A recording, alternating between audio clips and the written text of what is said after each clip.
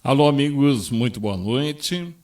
Estamos com as portas físicas ainda fechadas da Cidade Espírita Ponto de Luz de Rolante, mas as portas espirituais sempre abertas para dar amor, fraternidade, carinho.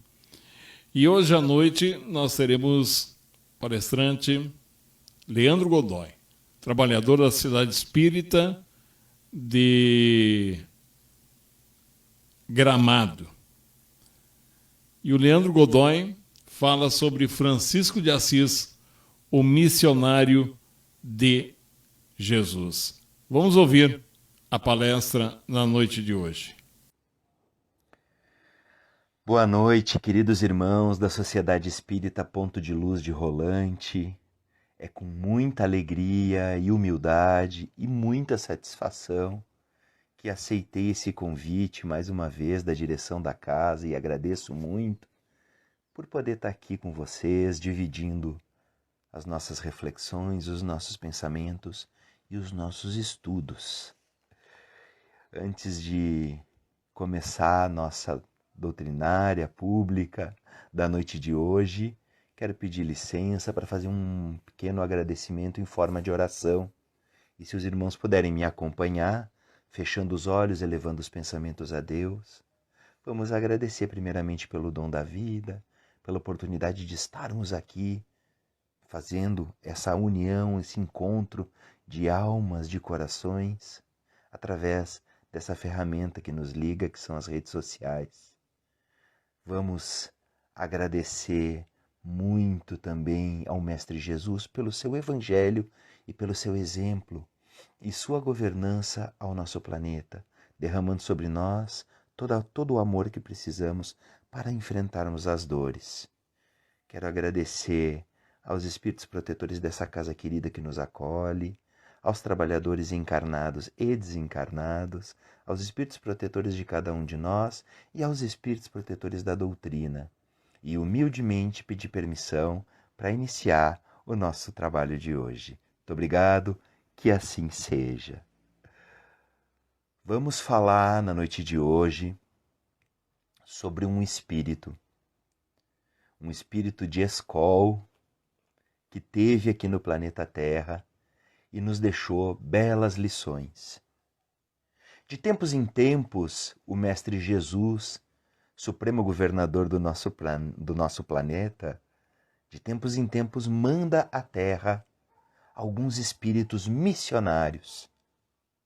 Espíritos que em outras encarnações já trilharam a caminhada que nós estamos lutando para iniciar agora e que de livre e espontânea vontade vêm à Terra para servir de exemplo, para ser verdadeiramente os braços do Mestre, né, demonstrados na sua atitude de vida, no seu exemplo de amor, de caridade e de abnegação. Na noite de hoje vamos falar de Giovanni di Pedro di Bernardone, também conhecido como Francisco de Assis. Veio ao planeta Terra no século XII, virada para o século XIII. Ele nasceu em Assis, na Itália, mais ou menos em 1181 ou 1182, os historiadores ainda estão em dúvida. Desenvolveu a sua vida como monge, né, como apóstolo de Cristo no século XIII e voltou ao mundo espiritual em 1224, com 44 anos de idade. E é sobre a vida desse espírito na Terra, quando encarnado, que as fases em que ele viveu aqui na Terra quando encarnado se confundem com a nossa jornada como espíritos na busca, né, da nossa elevação espiritual. Só que nós estamos levando e levaremos milhares de anos, né, para fazer o que Francisco de Assis demonstrou para nós durante uma pequena encarnação de 44 anos de idade. Quando jovem, ele era de uma família muito rica, de mercadores de tecido, Pedro Bernardone, era um mercador de tecidos, tingidor de tecidos, e essa profissão era uma profissão onde as pessoas enriqueciam e eram benquistas com o ducado, né? Existia um ducado que comandava aquela região ali de Assis, na Itália.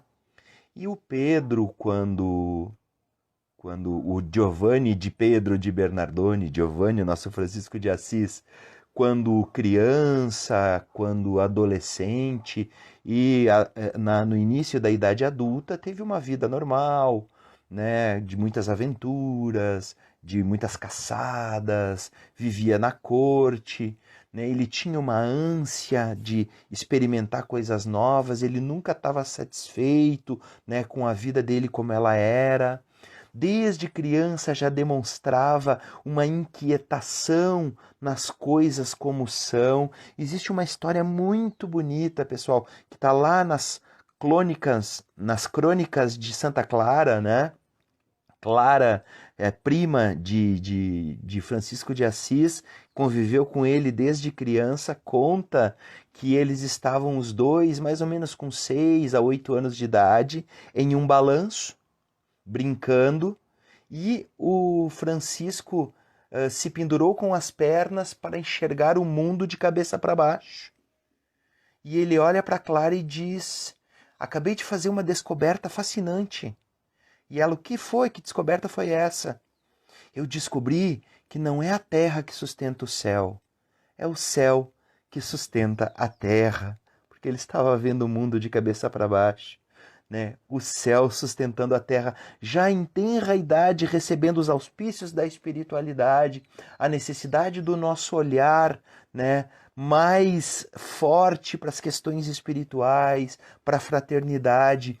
A religião e a sociedade pré-Francisco de Assis, pessoal, século XII, século XI, as religiões eram muito fechadas, os homens eram muito enclausurados em mosteiros, e a religião era muito utilizada para sustentar o poder da Igreja Católica, o poder até estatal que ela tinha, né, e a influência junto a reinos, junto a reinados e grandes senhores de terra, para poder manipular, inclusive um pouco antes nas cruzadas cristãs, manipular exércitos, montar exércitos. Nós sabemos, né, que no século XI nós tivemos as cruzadas cristãs, né?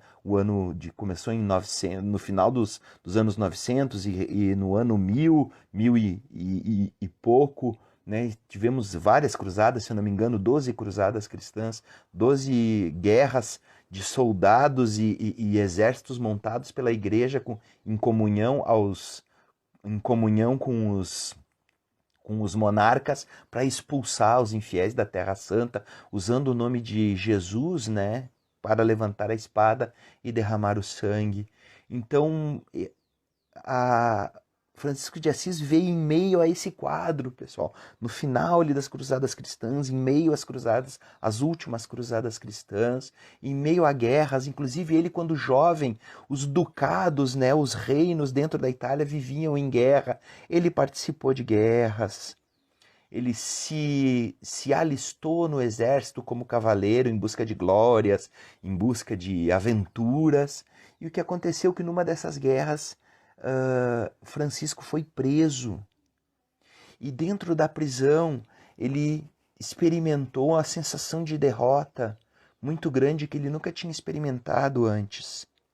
E ele viu ali que a felicidade, da pior maneira possível, não estava nas glórias, na riqueza, na posição social, que a felicidade deveria estar em outro lugar, deveria estar numa outra situação, que não aquela que ele estava buscando. Então ali ele fez um processo consciencial de mudança muito grande. Não é semelhante a nós desde os princípios dos tempos, né, pessoal, até hoje, né, quando primitivos buscávamos a primazia da nossa vida física e salvaguardar nossa vida física, lá depois recém-saídos do primitivismo e entrados nas provas e expiações, nos envolvemos na lei do mais forte, né, na busca por poder.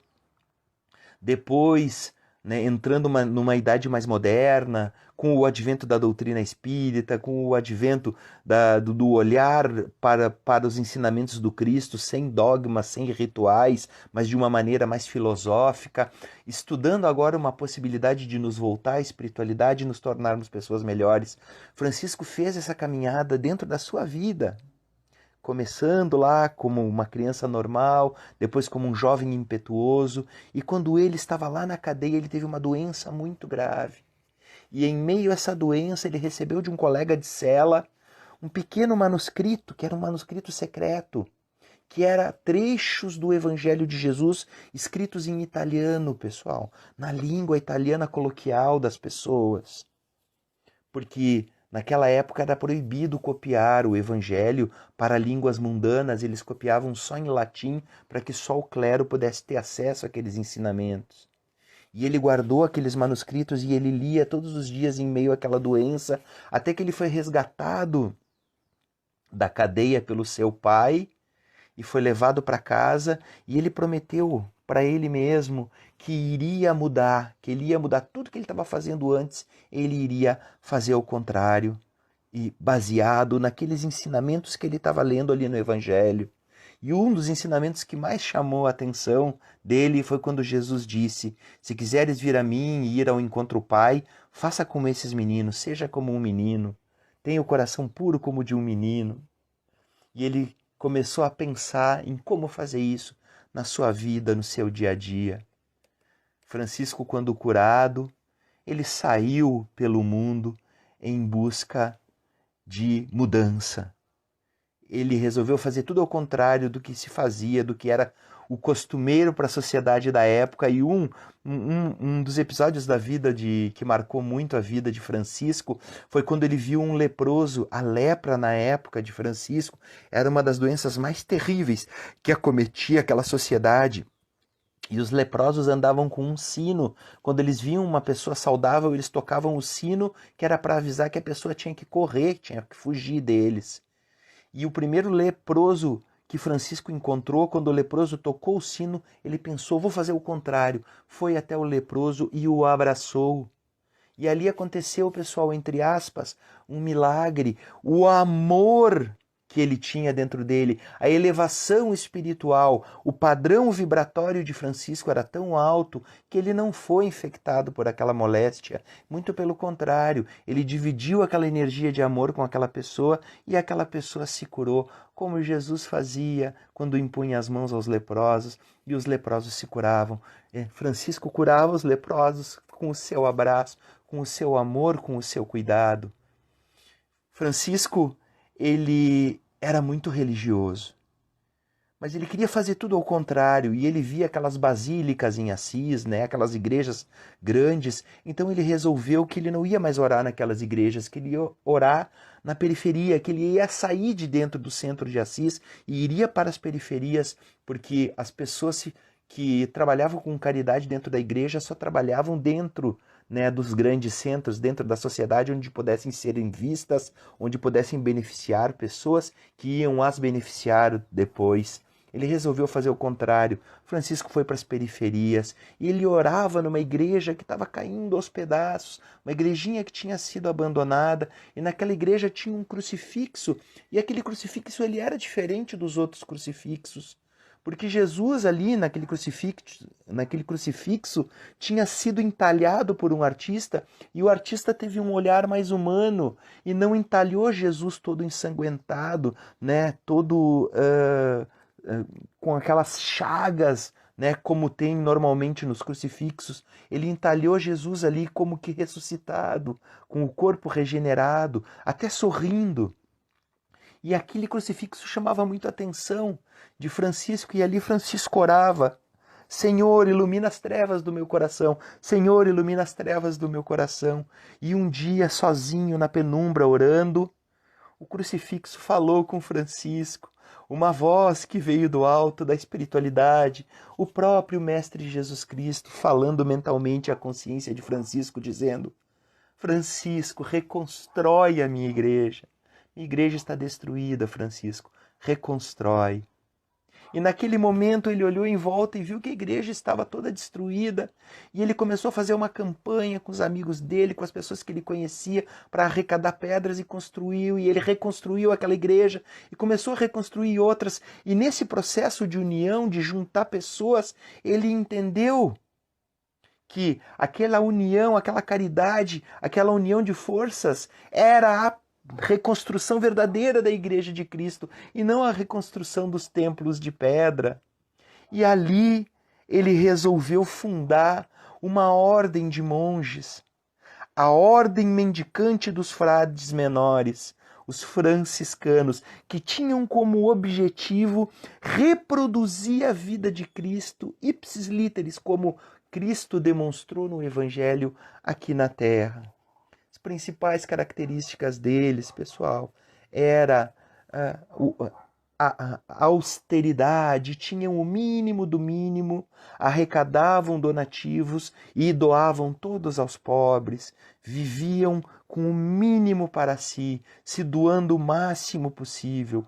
A fraternidade também era algo muito forte naquela comunidade que Francisco de Assis criou, né? Uma vez um monge perguntou: Francisco, qual é o monge perfeito?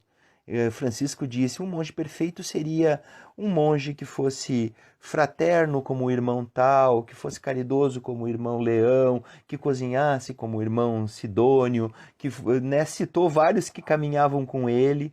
Mas como não tem uma pessoa que tenha todas essas qualidades, então o monge perfeito é aquele que dá o seu melhor e é o mais humilde possível. Então pode ser todos nós. Uma outra característica de Francisco, pessoal, que toca muito o nosso coração, era o amor ao próximo, mas a todos. Não só os seres humanos, mas também os animais. Ele chamava os animais, ele chamava a natureza, ele chamava o sol de irmãos, irmão sol, irmão lua, né? Criaturas, né? Criações de Deus, como eram criações de Deus, e ele também era uma criação de Deus, ele os chamava de irmãos, irmão árvore, irmão espinho, obrigado por ter me machucado. Uma vez que ele passou a mão, estava distraído e passou a mão numa espinheira, ele agradeceu os espinhos por o machucarem, por mostrarem que ele era humano e que ele tinha que tomar cuidado daquele templo que Deus tinha dado para ele como veículo para o seu espírito. Francisco tinha um problema no olho muito grave, pessoal, e a medicina da época era muito atrasada. Então ele tinha uma catarata no olho e o médico que o examinou disse que a única maneira, né, de que aquela catarata não se transformasse em algo pior era cauterizando aquele olho. Francisco fez uma oração humilde e agradeceu a Deus por aquela oportunidade.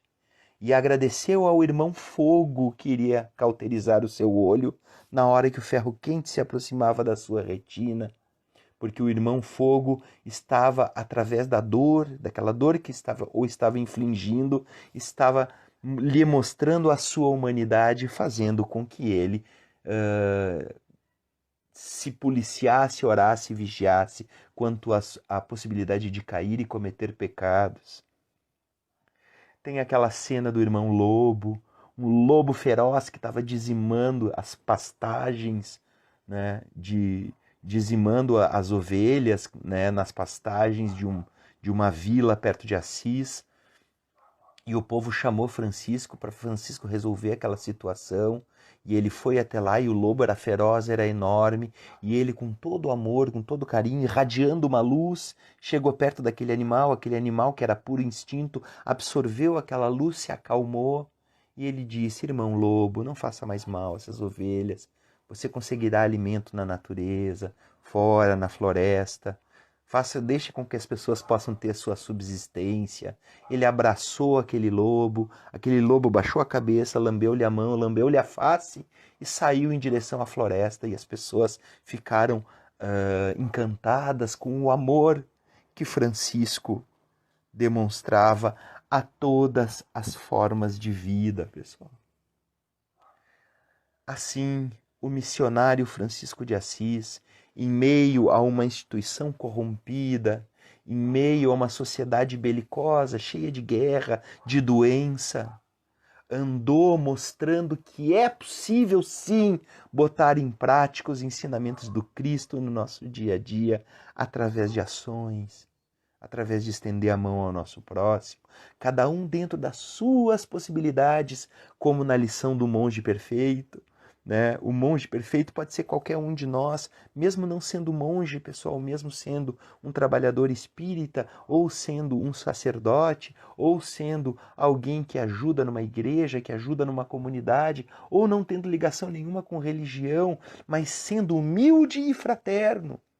Que a humildade e a fraternidade se busca de várias maneiras. A doutrina espírita nos oferece, através do Pentateuco kardeciano, as explicações, né, sobre os missionários, sobre as virtudes que esses missionários nos mostraram e como nós podemos desenvolver essas virtudes.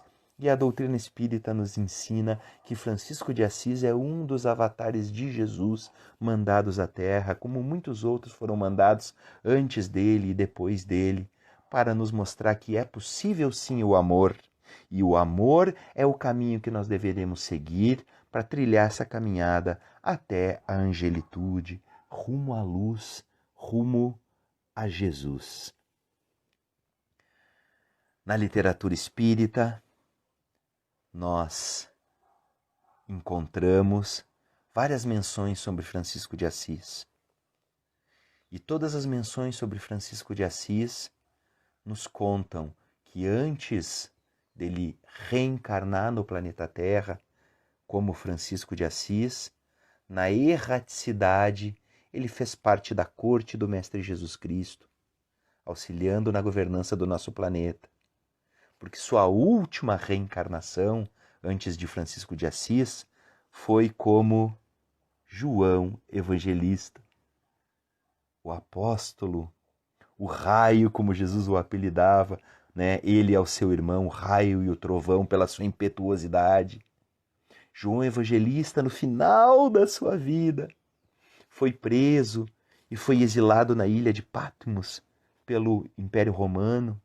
E lá ele ficava sozinho, e na necessidade de pregar o Evangelho de Jesus Cristo, né? E lá ele só tinha companhia de alguns guardas que não o davam ouvidos, que só levavam comida para ele, batiam nele, e ele abençoava aqueles guardas. Eles se concentravam e as aves do céu vinham e sentavam aos seus pés, e ele ensinava o Evangelho e dizia: vão, voem e levem o Evangelho para todos os lugares. Ele sentava à beira de uma pedra, à beira da água, e cardumes de peixes paravam. Isso foi relatos dos guardas que estavam cuidando, né? Estavam guardando a ilha de Patmos, onde ele estava exilado. Aqueles cardumes de peixes paravam e ele falava do Evangelho de Jesus. E ele dizia: nadem por todo o mar e levem a energia do Evangelho a todas as pessoas. Por que Francisco de Assis tinha essa ligação com a natureza? Porque isso era resquício da sua última encarnação como João Evangelista, nos seus últimos momentos ali na ilha de Patmos, né? Emanando a sua energia, a energia de comunhão com a natureza, energia que nós temos que desenvolver, pessoal, destruindo o menos possível a nossa natureza, não fazendo sofrer os nossos irmãos menores animais, com a desculpa de que existe uma cadeia econômica, né? Temos que repensar isso, pessoal. Todos somos criaturas de Deus, todos somos irmãos, assim como Francisco de Assis dizia: o irmão sol, irmã lua, irmã árvore, irmão vento que sopra e alivia o calor, irmão sol que nos dá o calor, que nos protege do frio, irmã dor que nos mostra e nos alerta que nós temos que ser melhores, irmão amor que nos livra, né, das nossas iniquidades e nos leva em direção a Jesus. E para encerrar essa humilde explanação sobre Francisco de Assis, esse espírito de escola, que deve ser, assim como Jesus Cristo, também um modelo e guia para todos nós, não teria uma outra maneira de terminar essa explanação que não com a oração de Francisco de Assis. Essa oração tão bonita que ele nos deixou e que resume quem foi Francisco aqui na Terra como missionário a nos mostrar essa jornada tão bonita. Senhor, fazei de mim um instrumento de vossa paz. Onde houver ódio, que eu leve o amor. Onde houver ofensas, que eu leve o perdão. Onde houver discórdias, que eu leve a união. Onde houver dúvidas, que eu leve a fé. Onde houver desespero, que eu leve a esperança. Onde houver tristeza, que eu leve a alegria. E onde houver trevas, que eu leve a luz.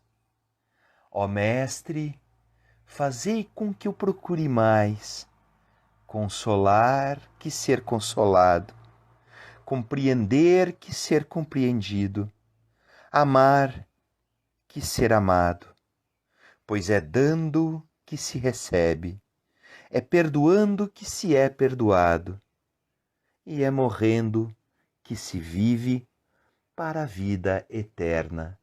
Que assim seja. Muito obrigado a todos e até a próxima oportunidade, se Deus quiser e vai querer. E assim nós tivemos o Leandro Godoy com a sua palestra à noite desta quarta-feira com Francisco de Assis, o missionário de Jesus. Nós voltamos na próxima quarta. Tenham todos uma boa noite. Se cuidem. Juízo. Tchau, gente.